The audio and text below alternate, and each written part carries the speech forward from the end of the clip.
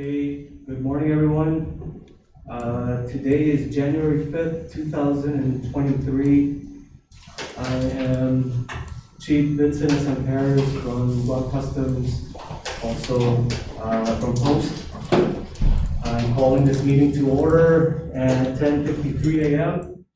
This is the Post Commission Subcommittee meeting held here at Room 112 Learning Resource Center of the GCC Library. And you can also live stream it. So I'm going to roll call the agency by name. Please answer if you're here. Guam Police Department. Present. Guam Airport Police. Present. Guam Port Police. Present. Guam Attorney General. Present. Guam Customs. Present. Guam Department of Corrections. Division of Aquatic and Wildlife Resources, Guam Department of Agriculture. Present. University of Guam. Guam Community College. Unified Courts of Guam Martial Judiciary. Guam Fire Department. Unified Courts of Guam Probation Judiciary. Guam Department of Administration Personnel Services Division. Present. Department of Youth Affairs. Guam International Airport Authority Aircraft Rescue Fire. Department of Parks and Recreation. Present. Okay, we do have a quorum, but we have some technical issues that we want to work through, but this hopefully will be a very quick meeting since we've been meeting on this thing already like several times, and we actually whittled down a very thick document into the document you see before you. I'm going to keep my remarks very short. First off, Happy New Year to everybody. Let's commit to making this year a whole lot better than it was last year. There's an old Latin saying, tabula rasa, meaning a clean slate. Let's start out clean, reinitiate, re-engage with your folks, do things to make things better for your organization, and self-reflect on the good, the bad, the indifferent, try to improve on the things that you have the power to change, and ask for help in things that you can. Other than that, we'll go directly into the subcommittee meeting regarding Guam Law Enforcement Officer General Force Leadership Tier Plan. The last meeting we had some incorporation of inputs. However, I would be remiss if I did not at least put out that as things change or they remain the same, I noticed that we have new faces sometimes. So what I'm going to need from everybody is to get an updated appointment letter from your agency head to designate whoever is going to be identified to vote on post-related issues. And you should put that in the letter itself so that there will be no question.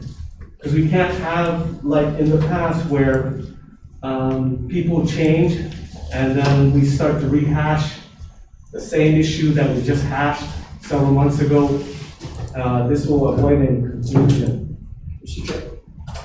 I may suggest that they also appoint not only a primary but an alternate, so that in case the primary cannot make it to the regularly scheduled meeting, the alternate can still legally cast the vote.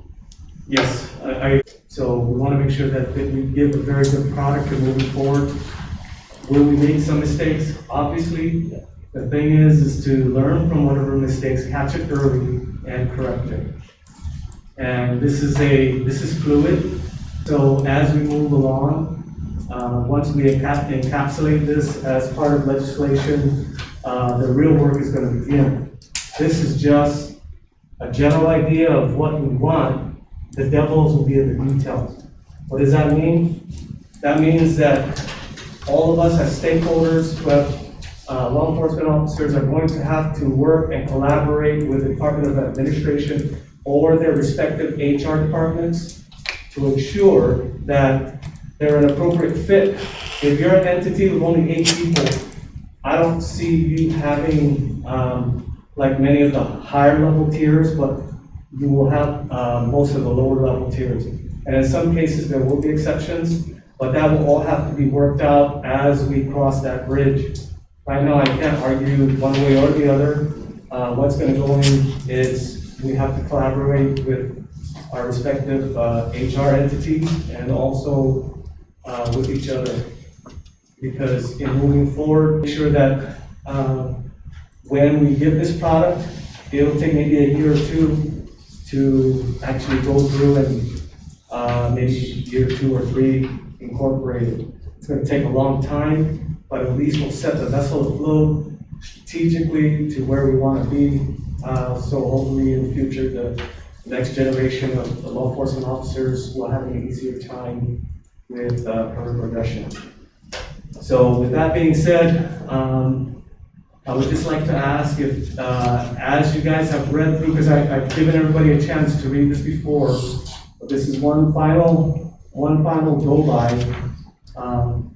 And one of the things I would ask is, if you are sent here from the person who's delegated to vote, I would suggest that you provide them with a copy and have them provide their inputs.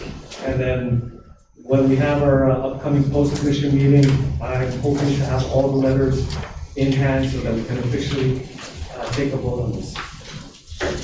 So I open the floor for any comments or concerns. Question. Francis Fusco? Yes, the last meeting I think we held, or the last email that I received was in, I think, September, in regards to this copyright, and then a more recent one. I kind of went through it, I didn't see any changes. Is it basically it's the same? It's the same thing. I think it was a DOC who said that they wanted me to send them a copy of it just to, I guess, compare. But I didn't know if that meant that they were going to like make some revisions. So what I'll do is, like, after this meeting, I'll get in contact with DEPCOR just to see if there was any inputs, because otherwise, this was that document that was presented with the inputs prior, from the prior meeting. So as you can see, it's really a whole lot better than when we first started. We took the inputs from GPD and removing the references to the Guam Police Department officer positions per se, and just using small examples of it throughout the document, just as a reference. Okay, thank you. Chief, how do you see this fitting into the autonomous agencies that have a CTP pay scale or payment? And do you see them adopting this, or do you see it, because I understand that, of course, the port has their own, but it's my understanding that airport may be going down that same path and adopting a CTP, which may allow them to divert or digress away from the annual pay plan and setting up their own pay plans. So it is my hope that when we have this, because we're close Peace Officer Standards and Training Commission, that we create a standard, and that they can choose, obviously, that it would be very beneficial to them. What can we do about pay? Not much. But what we can do is create the standards.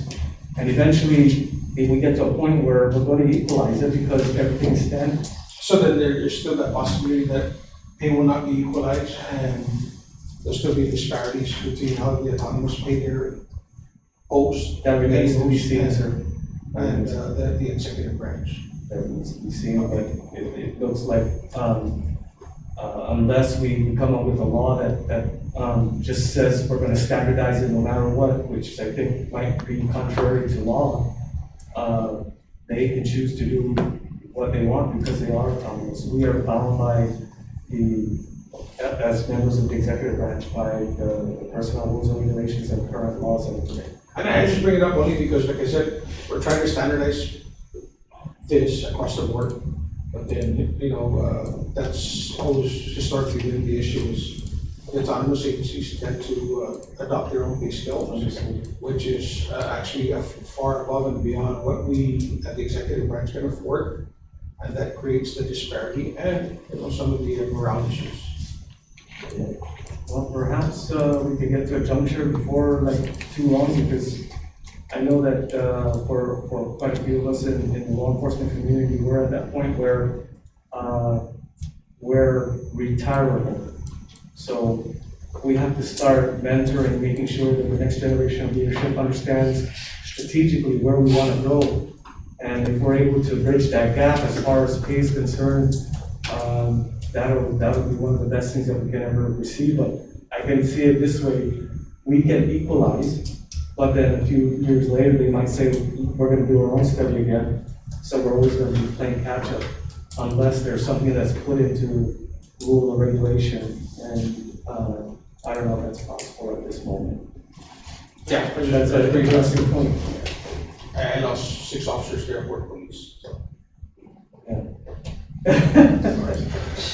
No, that's nothing to do with you. It's just the nature of the beach, right?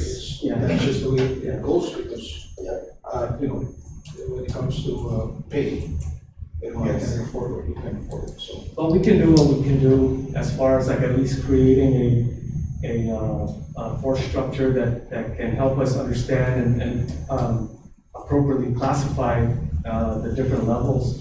Now, in the future, hopefully we get to that point where it fixes itself. But how do you eat an elephant? Anyway, so I know Christine, you mentioned something to me, and they're saying, okay, I ran out of questions, I'm satisfied, or these are my inputs. And then when it gets to the point where we're going to start, because it's going to have to be encapsulated into some kind of rule or regulation. So what does that mean? It means that we're still going to have to collaborate with DOA, civil service, and pretty much among each other to make sure, and then appropriately clarify and classify positions, because what you may think is appropriately classified maybe at a lower level might be actually higher, but we won't know that until we collaborate with the Department of Administration. So in moving forward, one of the things that I'm going to do is give you guys an opportunity really to just make sure that I'll use myself as an example. In growing up in my career with the agency, it's like I saw like so many different opportunities, and I wondered how come I can't get promoted. And really the way it works is that promotions work like this: you have to compete. And if your agency head never opens up the promotion to compete, you're never going to get that opening. So what we're doing is that we're allowing non-competitive promotions like the federal government, and we've already rehashed this. But what it does is that it allows me, who want to try and progress, to do so. And guess what, on the other hand, if you don't want to progress, you can stay where you're at. So you're servicing both kinds of people. The guys who say, I don't want to move up, I don't care. I'll just stay here as whatever I am right now. That's no skin off anybody's bones, just, for those who have been waiting for years to get promoted. And in some agencies, Chief. So as we put work into this, recently when the implementation of the increment or the pay increase for law enforcement, I think we saw a lot of people, classes of employees that got the pay raise who were wondering, who I guess by law were entitled to it, but not necessarily post-certified, post-commissioned, talking about security guards and like that. How does this affect them, and is this something that they're again going to jump on and say, yeah, we deserve this too because we're covered by it? This is where DOA comes in. Because I don't know exactly who was affected by that pay raise besides those recognized by post-commission. But I heard there was like security guards that were given the pay raise as well. They were, Secretary, remember? Yeah, so basically there's 2 laws, right, that are in play. One is the 29105, forgot exactly what that the name of that, and there's also the peace officer, right, the post. Now, with regards to this, right, what we're dealing with today is we're talking about category 1 police officers, right, that would fall under this. under the 29105, that was more of a general law or legislation that kind of like basically covered other types of positions, which I believe is like what Chief Nashu said, is like the guards and so forth. So if that's something that this body or wants to try to entertain to kind of like merge together, then something that probably needs to be put in terms of legislation. Okay. Yeah, because, the other one is like the Revenue Tax Criminal Investigation Bureau. So I heard they carry badges and guns, but are they required to meet the post certification? And Are they identified as, LEO? I don't really see them in the post composition. Well, I think this is an opportunity for us to reach out so that if anything, we can utilize legislation if we're going to encapsulate that as well, to either include the ones that are appropriate and then remove the ones that are not appropriate. But you can also utilize, like if you have security, I think it's the airport, right? You guys have guards. You can incorporate that as part of your system of progression. Your LEO guards could be your LEO 4, meaning your apprentice starting, and then when they get to the next level, they can move up. But that remains yet to be discussed by your chief and your executive manager.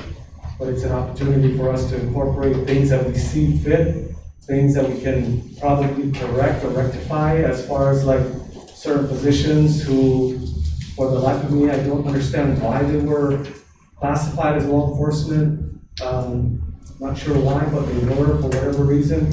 It's the opportunity to correct. So there's certain positions that when you look at the position, you're like, I don't see it as a long context of protection of life property.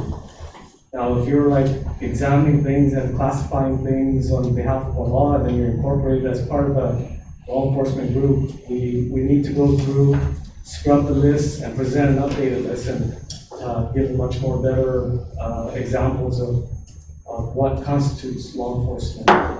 I'm sorry, I didn't mean to just totally speak under the bus, but I internally too am dealing with it. I have detention facility guards who carry guns and who carry.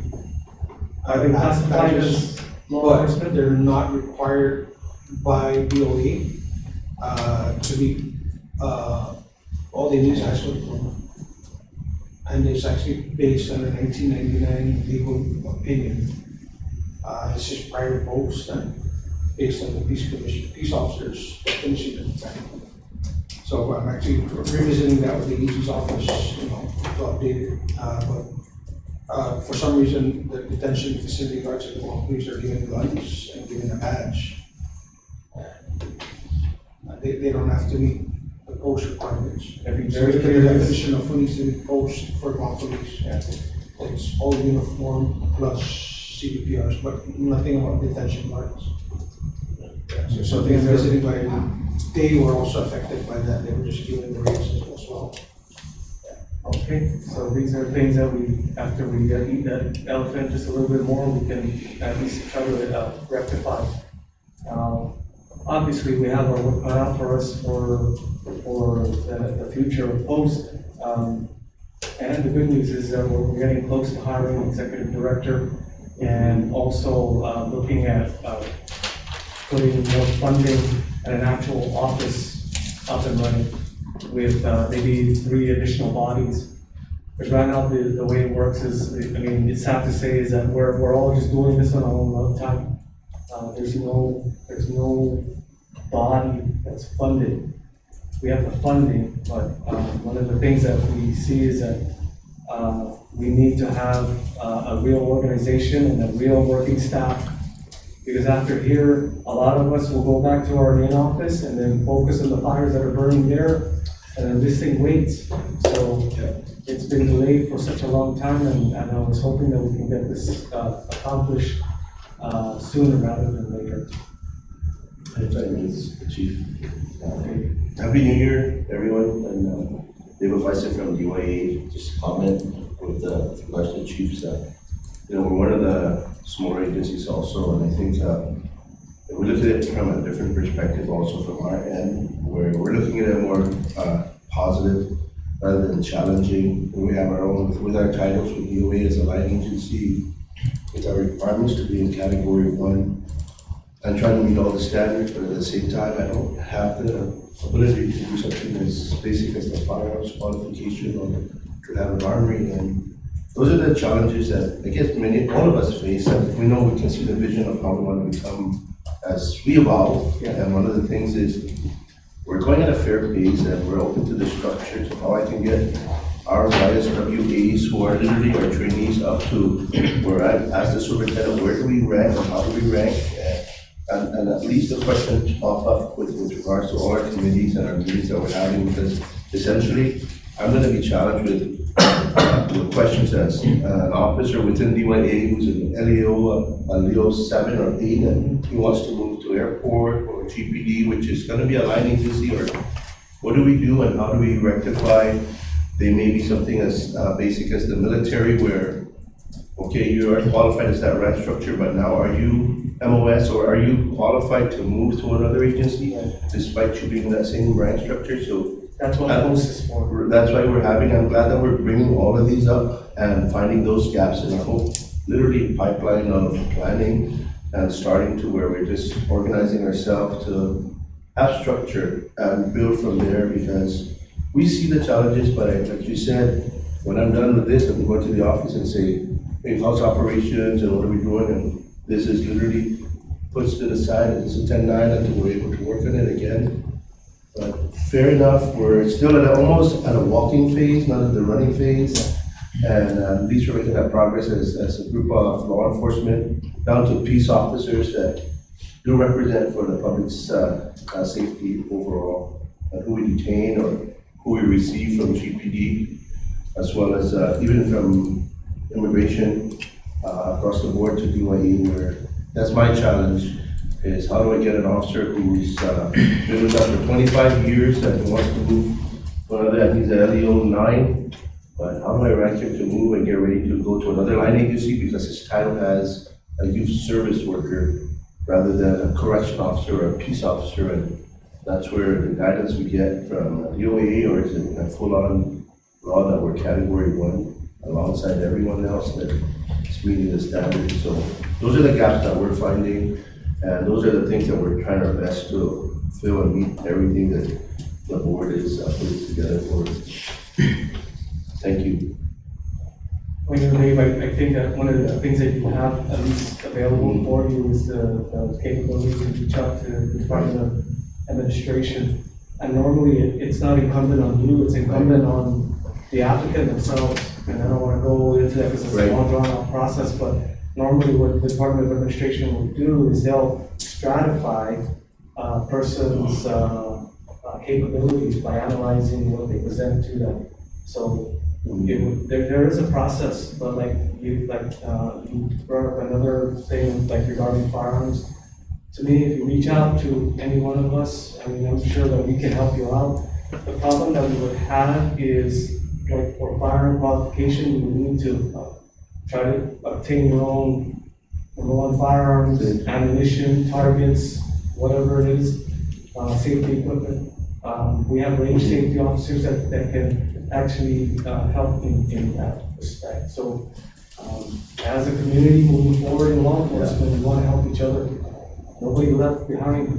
We want to move progressively in tandem with what we're able to accomplish slowly but surely. So if you need help, reach out. I mean, even us, we need help. But if there's anything we can do, we will help you guys out. Yeah, I appreciate that, Chief. I know we've been working with something as basic as this position description, and rather than putting a requirement, we're putting an ability to complete firearms, ability to complete posts, ability rather than making it an immediate need to have to grab it or PLEA or to be post-commissioned before you even apply at DYE. Because in reality, even that, our recruiting process and our retention process is the other big wall that we're always climbing, but we're always finding solutions. So this is something that we're all in support of, and just small changes, subject to changes is one of the key sentences as we grow. And eventually I will retire and we're passing on the helm to continue to build in the right direction. Tomorrow, patakatsunan, limona, patakatsunan, help clear the path. And that's our goal. Yeah. So in moving forward, right, you always want to leave things better. I mean, if you came to an entity and you said, man, you know, this place needs a lot of help, but you're not doing anything, you're part of the problem. But if you're doing something and let's say you had 100 things planned, but you only got 10, be glad you got the 10. Comment on the structure because there was never involved from the beginning, but I just want to let the committee know that I know from AG Camacho was supportive of this proposal, and I know I have a new boss now, and I want to update him, update him on what's going on before, probably Tony or AV can update him on what's going on. Yeah. Okay, so in moving forward, right, with AG William, at the end, the tail end of this is actually our final review. I'm just giving everybody one more chance to chomp at the bit, so that, you know, if there's anything in here like, hey, now, you know, we need to put this. Is it something that we need to put in, or is it something we can address once we start digging through the weeds? And a lot of it really is digging in the weeds. So that remains to be seen again, but we're already at the tail end because the next post-commission meeting, once I get the letters identifying who is the voting member and who's the alternate, we're going to put it towards. Okay. So with one last alibi, going once, going twice,